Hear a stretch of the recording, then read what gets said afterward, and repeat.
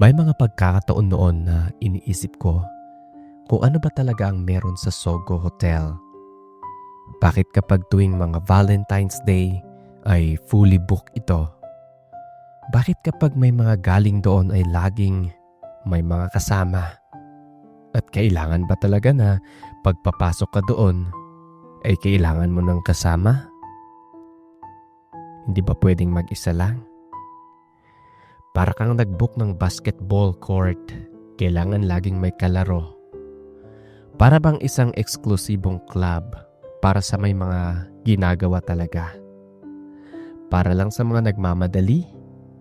O para lang sa mga hindi naghahanap ng matitirhan? O di ang lugar na pagtataguan o may mga sikretong dapat itago? Ako nga pala si Janus. 27 taong gulang na ako ngayon. Isa akong security guard sa isang mataas na building dito sa Pasay. Sa gabi, parang ako lang ang naiwan sa buong kalye. Ang mga ilaw na galing sa mga cubicle sa itaas, parang mga bituin na hindi umuuga. Puro mga call center agents na lang ang lumalabas-pasok kapag mga oras ng gabi, mga mukhang pagod na. Mga nagmamadaling sumakay sa mga UV o motor. Silang mga nagpapaikot sa ekonomiya sa gabi. Ako naman ang bantay ng kanilang mga upuan at computer. Hindi ko naman masabing bakla ako. Wala sa angkan namin yon. Pareho ang mga magulang ko ay istrikto at relihiyoso. May naging girlfriend naman ako. Yung huli naming buwan, bigla na lang nananlamig. Parang isang oven na kapag binuksan mo, lumabas ang hangin. Pagkatapos, hindi na kasing init ulit. Walang sigawan, walang luhaan. Parang pagkatapos ng isang palabas sa TV, hindi mo naman talaga gusto. Walang mga memoryang nasasaktan ka kapag naaalala mo. Para lang kaming nagkasambahay, maglakad ng matagal, tapos naghiwalay sa kalsada. Ganun lang kasimple kung aking ilalarawan ang naging relasyon namin sa huli kong girlfriend. Walang spark. Walang kilig. Parang trial and error lang. Aaminin ko may mga pagkakataon na napapatingin ako sa mga lalaki. Yung tipong masasabi mong ang gwapo naman nito. Pero hindi yun attraction. Parang pangangantihan. Parang sinusukat ko kung mas gwapo ako sa kanila. Hindi naman ako yung tipong nafo-fall agad. Pero kapag nakakakita ako ng gwapo, para bang yung feeling na dapat mas gwapo ako kaysa sa kanya. Yung tipong hindi ako nagpapatalo. Yung tipong dapat ako lang ang matingala at makita nilang gwapo. Hindi ko rin naiintindihan minsan ang sarili ko. Ewan ko ba? May isa pa akong lihim. Isa akong on-call. May nagte-text o tumatawag, minsan lalaki, minsan babae, na may gusto magpakaligaya. Pero marami akong mga qualifications. Una, dapat gwapo o maganda. Dapat malinis tingnan. Dapat hindi masyadong matanda sa akin. At dapat walang attachment. Transaction lang. Walang emosyon. Parang sideline. Para kong Uber ng aliw. Iba ang pakiramdam ng kapangyarihan. Kapag nandyan na sila, hawak ko ang oras. Hawak ko ang eksena. Ako ang direktor. At pagkatapos, uuwi sila at makakalimutan ko na ang mga pangalan nila. Para akong CCTV na may puso. Isa sa mga napansin ko ay si Joshua. Isa naman siya sa mga software engineer sa kampanya na nasa ika-28 na palapag. Matangkad, gwapo, sa paraang simple. Malinis ang gupit, maputi yung mga ngiti niya at nakakaaliw. Hindi nakakasakit sa mata. Kilala ko ang pangalan niya kasi part ng protocol Nahingin ang ID ng lahat ng papasok na naka-uniform. Si Joshua, 26. Naalala ko pa. Lagi siyang nakangiti kapag dumadaan sa harap ko. Para siyang laging may daladalang liwanag. "Isang oras na lang, sir. Uuwi na ako." Biro niya minsan paggabing 9:00 na at papasok pa lang siya. "O di ba puyat na naman, Josh?" Sabi ko, nasanay na rin sa kanya. "Parang kinabukasan, sir," ngiti niya at tumalikod na. Hindi ko alam kung bakit ko siya napapansin. Siguro dahil consistent. Siguro dahil sa gaan ng aura niya. Sa mundo ng mga pagod na mukha at mabibigat na paa, siya yung parang laging may bounce. Isang gabi, nag-overtime ako. Dapat 9:00 ang out, pero inabot ako hanggang hating gabi. Pagkalabas ko ng building, nakatayo siya sa tapat at nagse-cellphone. Nag-aantay siguro ng Grab. "Sir Janus, out ka rin?" Bati niya. "Oo, na-late na. Ikaw?" "Kakauwi ko lang sa project. Ang hirap mag-antay ng taxi." Sa impulso ng pagkakataon, o siguro dahil pagod na ako at ayoko nang mag-isip pa, sinabi ko na lang na, "Saan ba yung apartment mo, sir? Baka madaanan. Hatid na lang kita." Nagulat siya pero ngumiti. "Sure ka, sir? Malapit lang sa Bictuan. Di ba malayo yon?" "Wala yon. Sige, tara na, Gina." Pagkasakay niya sa lumang Honda Civic ko, nagbago ang atmosfera sa loob ng kotse. Parang may dumagdag na init. Parang lumapit ang mga dingding. Amoy pawis ako galing sa duty. Amoy pabango naman siya, mint at sandalwood. Tahimik lang siya at nakatingin sa labas ng bintana. Pero sa peripheral vision ko, nakikita ko na minsan nakatitig siya sa akin. Sa kamay ko, sa manibela, at sa mga binti ko. Sinubukan kong magkwento tungkol sa traffic. Tungkol sa kung paano ako minsan nalilate dahil sa mga traffic. Sumabay lang siya sa topic ko. Hanggang sa umabot na kami sa mga kwento tungkol sa pamilya. Sa mga pangarap. Nalaman ko na gusto palang magtinda ng mga motor o di kaya magtayo ng sariling tindahan ng mga motor si Joshua. Na gustong magkaipon ako.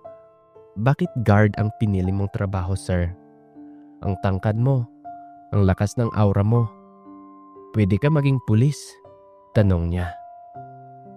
"Mas komportable ako sa ganito. Tapos, next year, kailangan ko pang mag-take ng exam para maging ganap na pulis. Simple lang gusto ko. Ang makapagsilbi sa mga tao. Ang magpatupad ng katahimikan at kapayapaan."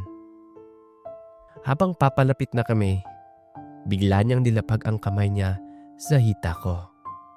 Hindi marahas. Parang aksidente lang. Pero doon, nanatili. Mainit ang palad niya sa ibabaw ng manipis na tela ng pantalon ko. Nagulat na lang ako. Hinintay ko kung aalisin niya, pero hindi niya inalis. Tiningnan ko siya ng mabilis. Nakatingin pa rin siya sa labas, pero nakikita ko ang pag-igting ng panga niya. "Josh," sabi ko, parang bulong. "Sir," sagot niya at hinarap ako. Malalim ang mga mata niya. Wala nang ngiti. Seryoso siya. "Busy ka ba? O may nag-aantay ba sa'yo? Or baka may magalit naman sa'yo kapag late kang umuwi?" Wala siyang imik at tinitigan lang ako. "Wala," huli niyang sabi. Bumalik ang ngiti pero iba na. May malalim na gilit. Wala namang mag-aalala sa akin, sir, kung hindi ako uuwi. Saka, mag-isa lang naman ako sa apartment ko. Wala na rin naman yung jowa ko doon. Matagal na kaming hiwalay. Sabi niya, at nakita ko ang mukha niyang may dumamping mga lungkot. Gusto ko sana magtanong kung bakit sila nagkahiwalay. At gusto kong itanong kung lalaki ba o babae yung nagiging jowa niya. Pero hinayaan ko na lang. Hinayaan ko na lang na siya ang magkwento. Nagkahiwalay kami ng jowa ko, sir. May nahanap kasi siyang mas gwapo. Hindi ko alam kung ganun ba talaga siya. Pero minsan isang araw, bigla na lang nanlamig ang kanyang pagmamahal. Tapos iniwan na lang ako. Kasabay nun, ang munting pagpatak ng luha sa kanyang mga mata. Okay lang yan, sir. Hayaan mo na. Marami namang iba dyan. Malay mo, katabi mo lang yung isa. Sabi ko. Bigla siyang napatitig sa akin. At sa puntong iyon, unti-unti niyang hinimas ang aking mga hita. Ang sarap sa pakiramdam, yung nagmamaneho ka, tapos may humahaplos sa hita mo. Nakaka-green ng utak. Hindi ko maiwasan tuloy, pero parang may puso yung alaga ko na gustong tumalon. At ramdam ko rin, habang ginagawa niya yon, yung ibang atmosphere na dumadampi sa aking balat. Naramdaman ko ang pulso sa tenga. Ikaw na bahala sa akin, sir. Dalhin mo ako kung saan mo ako gusto at alam ko naman na mabuti kang tao. Naramdaman ko ang pulso sa tenga ko. Mabuti ako, sabi ko sa isip ko. Pero hindi mo alam. Nagago rin ako, minsan. Hindi lahat ng oras ay mabuti ako. Sa halip na lumiko papunta sa address niya, dumiretso ako.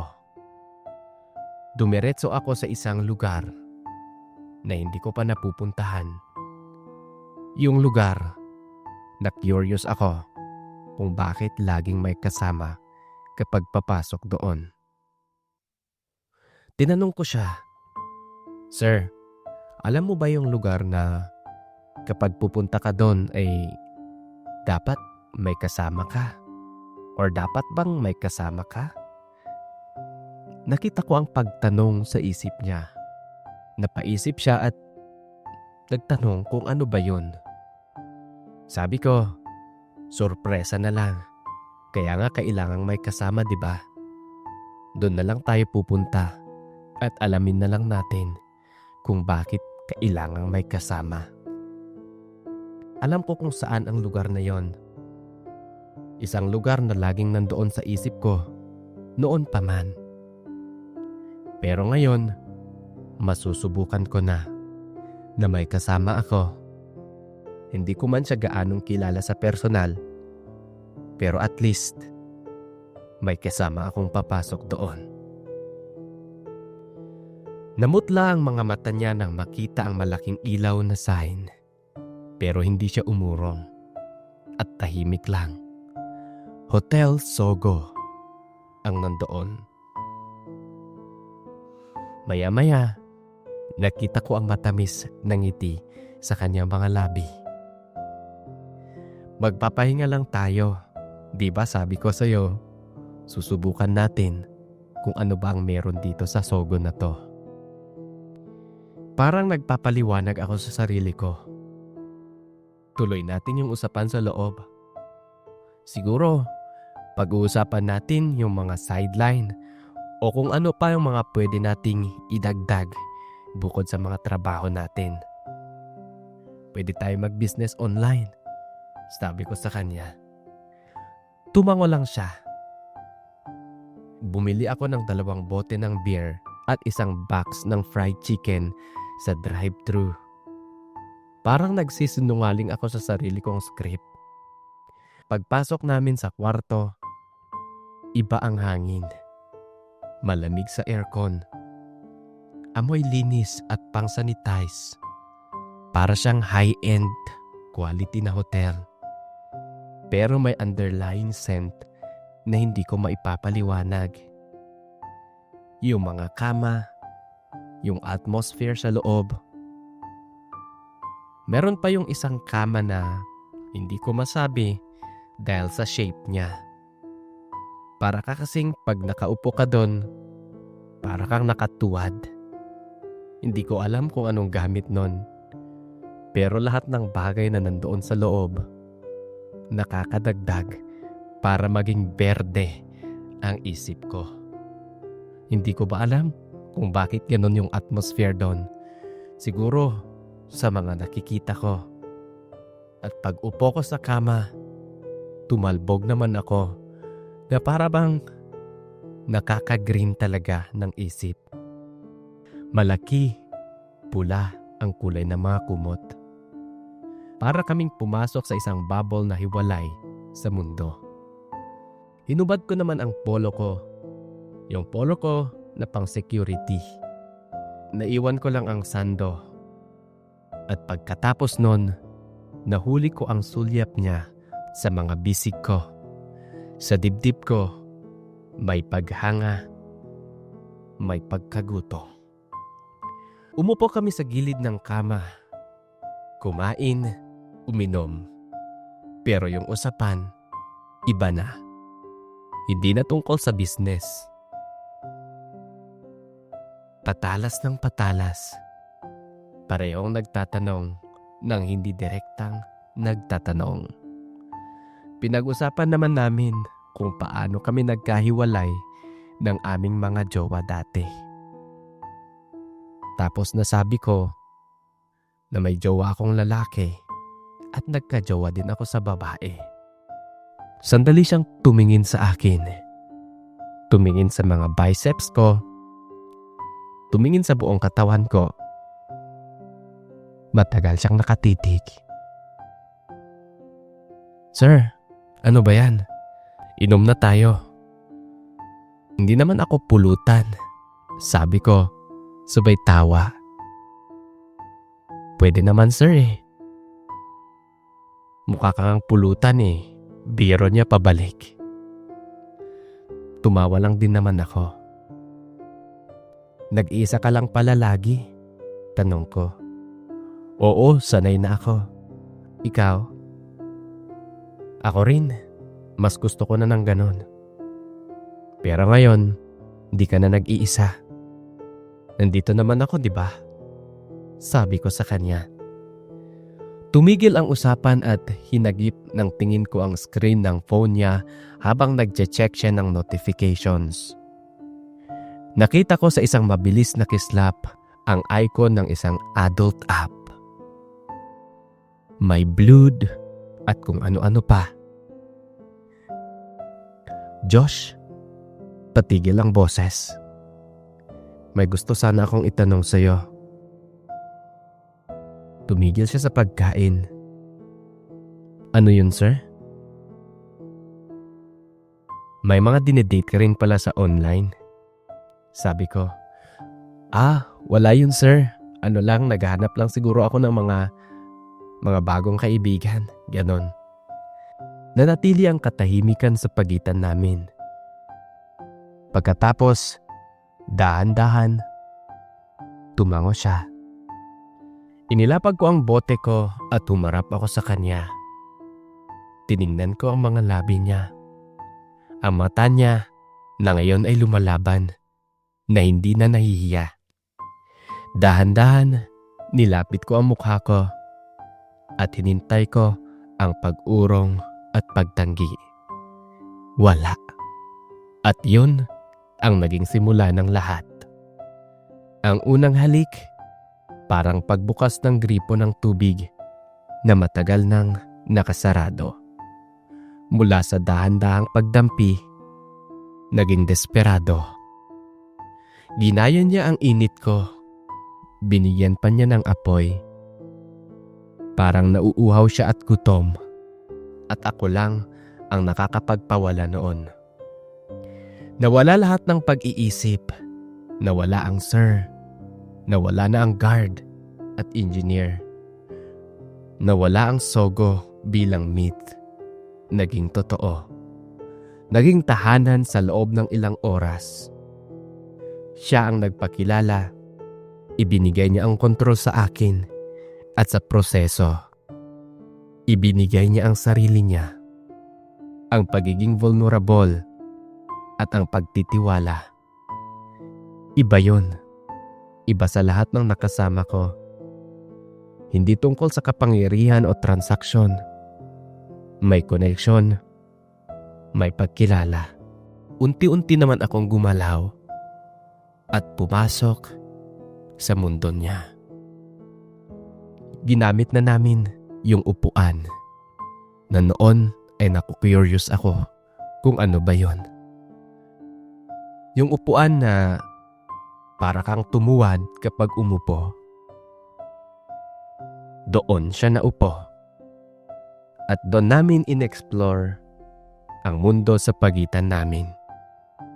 Habang ginagawa ko yun sa kanya, nabanggit niya ang pangalan ko sa adult app. At nagulat naman ako. Nakilala pala niya ako. Ang sabi niya, lagi daw niya akong napapanood. Minsan. Nadagdag naman yun sa init sa akin. At lalo kong ibinigay sa kanya ang bagay na hinahanap niya sa akin.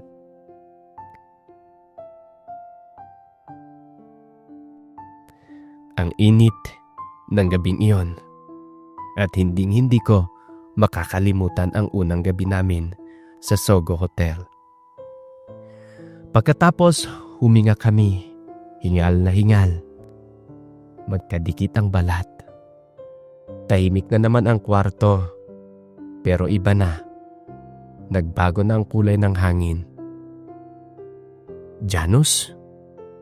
Bulong niya. Unang beses niyang sabihin ang pangalan ko nang walang sir. Natatakot ako. Kasi ayoko nang matapos to. Sa ganito lang.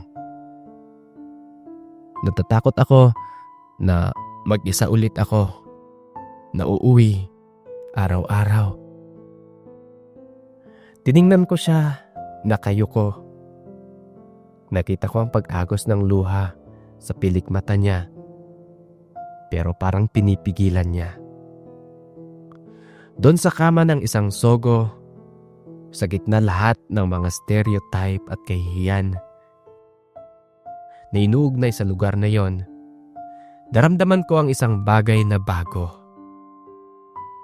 Parang bumalik lahat ng emosyon na pinipigil ko sa mga nakaraang taon. Parang binuhay ako muli. Inakbayan ko siya. Hinila papalapit. Hindi to matatapos ng ganito lang. Sabi ko sa kanya. Naniniwala ako. Sinabahan ko siya at sabay na kaming naligo at nagbihis nung gabing iyon. Hindi na ako nag-o-on call. Tinanggal ko ng profile ko sa app. At natagpuan ko ang sideline na gusto ko. Isang maliit na motorcycle repair shop sa tabi ng apartment namin. Oo, apartment na namin. Simula kasi noon, doon na siya tumira sa akin. Naging kami na. Hindi na kailangan ng Sogo Hotel para maramdaman ang init at yakap at pagmamahal niya. Naka-duty pa rin ako minsan pero naging duty shift na at naging gwardiya na rin niya. Nagpa-schedule na lang din ako para sabay na rin kaming umuwi ni Joshua. At sa tuwing lilipas ni Joshua sa lobby, pagpasok sa trabaho, titigil siya saglit sa harap ng desk ko. Hindi na kami nag-uusap ng matagal Isang tingin lang, isang ngiti, isang madaling sabing, ingat ka, text ka. Pero yung mga mata namin, nag-uusap ng todo, nagpapaalala, nandito pa rin ako, uuwi ako sa'yo. Yun ang mga signs namin na hindi alam ng mga co-workers namin na kami na ni Joshua. Kaya ngayon kapag nadadaanan ko ang malaking ilaw ng Sogo, hindi na yun lugar ng mga hiwaga o kahihiyan para sa akin. Naaalala ko ang kwartong naging daan patungo sa tahanan. Naalala ko ang takot at pag-asa sa mga mata ni Joshua ng gabing iyon. At naalala ko ang mga pangakong binuo ko sa sarili ko habang natutulog katabi ko siya. Pagkatapos ng unang gabi namin. At ang pangakong iningatan niya, iningatan ang ngiti niyang nagbibigay liwanag sa mga gabi kong pinag-isa. Iningatan ang puso niyang nagtiwala sa isang guard na akala niya'y para lang sa transaksyon. Iningatan ang lalaking nagturo sa akin ng pag-ibig sa totoo. At hindi na ako nagpapabook ng short time. Nagpapabook na ako ng forever kay Joshua. Sa buhay na sabay naming binubuo. Minsan nagbubook din naman kami ni Joshua sa Sogo. At doon, binabalikan namin yung unang gabi namin. Yun kasi yung lugar ng una naming tagpuan at may nangyari sa amin. Hanggang ngayon, kami pa rin, pero palihim. At alam namin na marami pang mga pagsubok na aming haharapin, pero handa na kami at mas matapang na sa ngayon. Hanggang dito na lamang at maraming salamat sa pagbasa sa aking kwento, Kuya Rex. Lubos na nagpapasalamat at gumagalang. Janus.